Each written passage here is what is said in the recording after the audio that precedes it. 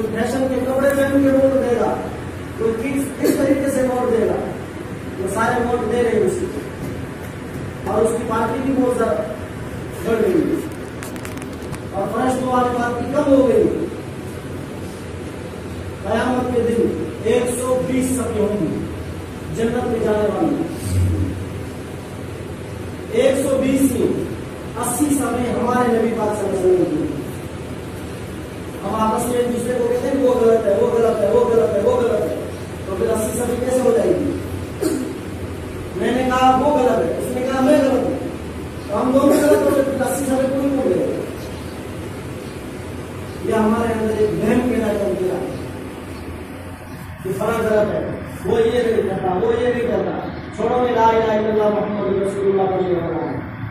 मुसलमान है, अगर वो गलत कर रहा है उसको प्यार से समझाओ, मोहब्बत से समझाओ कि ये सही नहीं है, आप गलत कर रहे हैं, उसको डांटो नहीं। एक बंदा नमाज के लिए आया है, नमाज पढ़ रहा है, उसको पता नहीं नमाज कैसे पढ़ी जाती है, वो यूं देख रहा है।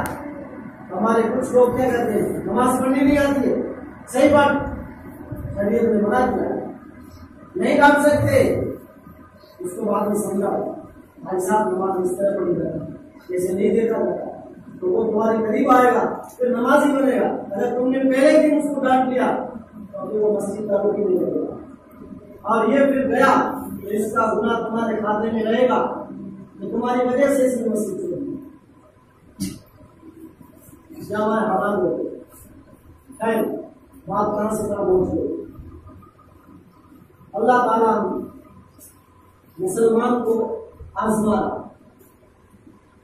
और इस आजमाइश को अब अल्लाह से हमें ये मांगना है, या अल्लाह हम आजमाइश के लायक नहीं,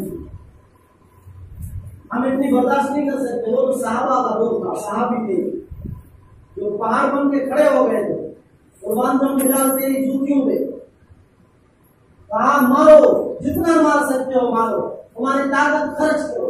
और किताबों में आता है मारने वाला एक नहीं था, 10-10 मारा करते थे, एक थक जाता था दूसरा मारता था, दूसरा थक जाए तीसरा खड़ा होता था, मारने वाले थक जाते, कुर्बान जम बिलाल तेरी जूती पर नहीं थका, नहीं हाथ